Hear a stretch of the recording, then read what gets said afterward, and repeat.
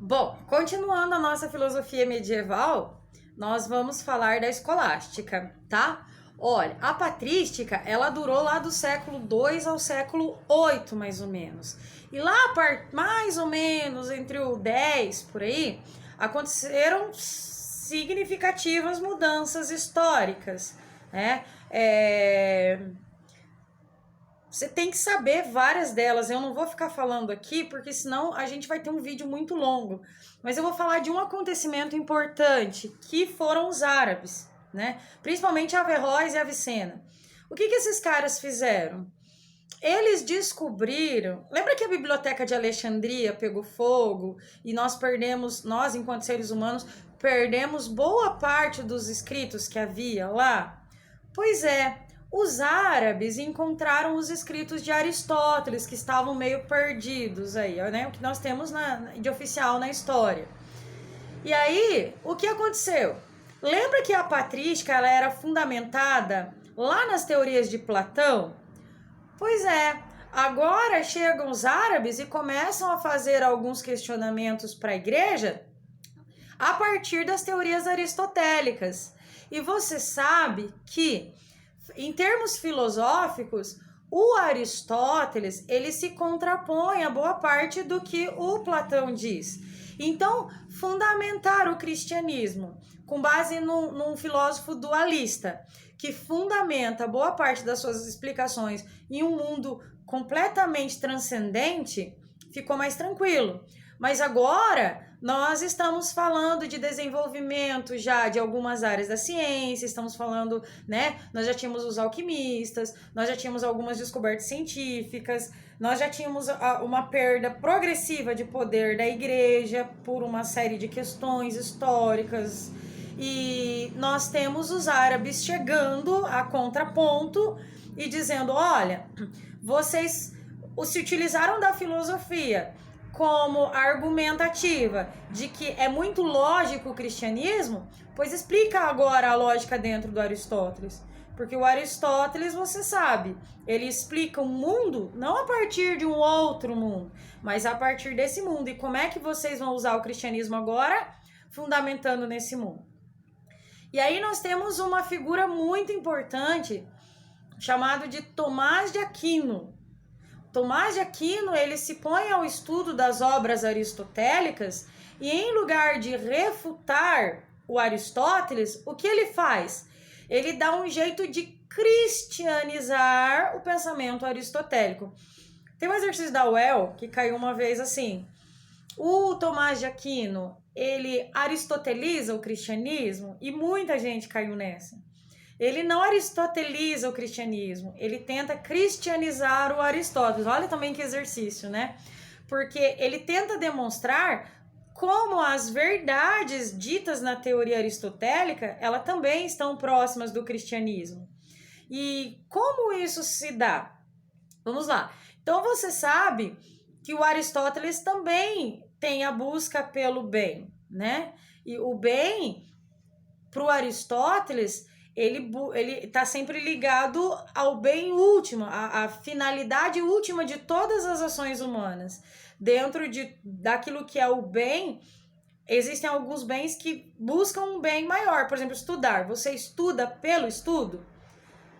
Poderia ser, mas não é. Você estuda para passar no vestibular. E assim por diante. Ou seja, o Aristóteles entende que a finalidade de todas as ações é a felicidade. A gente sempre busca o bem nas nossas ações para ser feliz. O que o Tomás de Aquino entendeu? Não é diferente no cristianismo. Não é. A gente também busca o bem. Só que a diferença aqui é que a gente não precisa agora racionalizar para tentar investigar aqui no mundo qual é o bem. Porque o bem é Deus.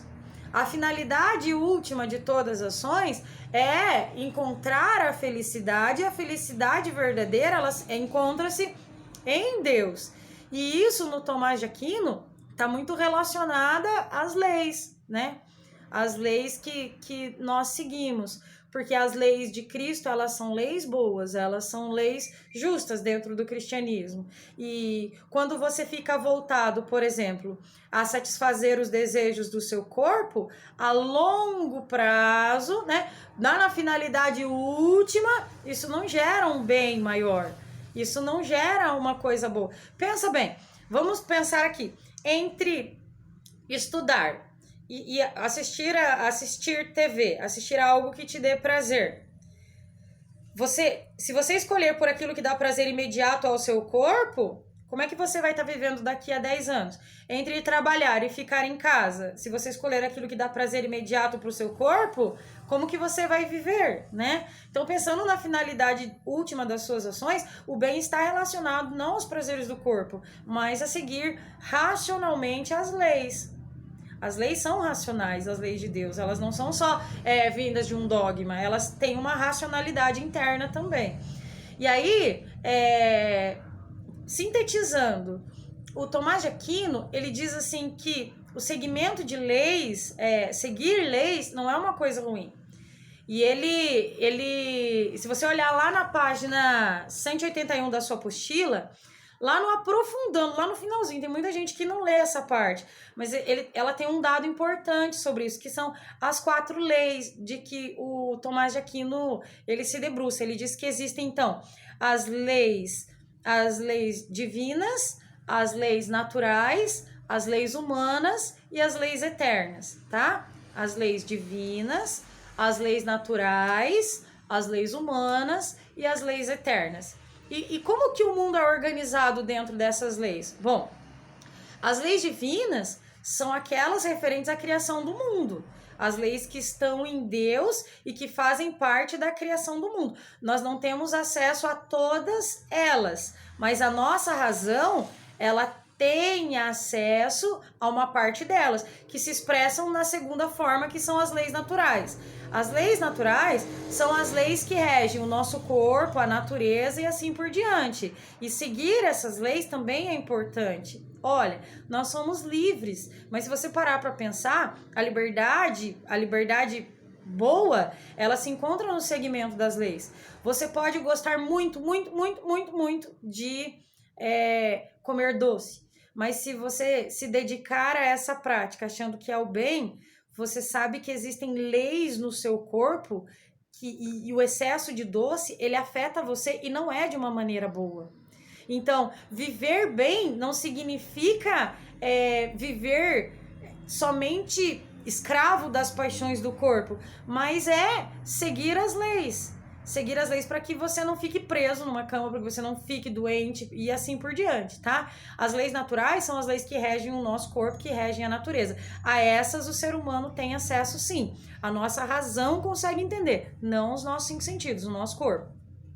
E aí, nós temos as leis humanas, que essas leis são as leis do direito, as leis que os seres humanos fazem para viver em sociedade. Segundo Tomás de Aquino, essas leis elas devem ser de acordo com as leis naturais, né? Leis racionais, portanto, e leis que levam o todo, né, o todo social, vamos dizer assim, a uma vida boa, assim como lá no Aristóteles.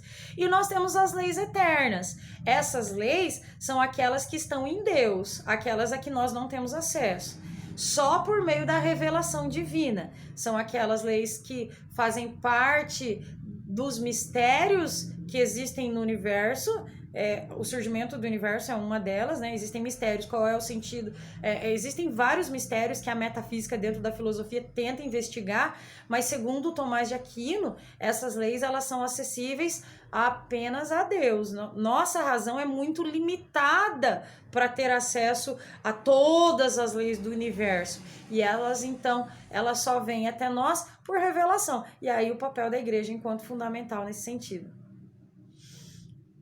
Fique bem, reflita sobre o bem e fique bem. Beijos filosóficos para você.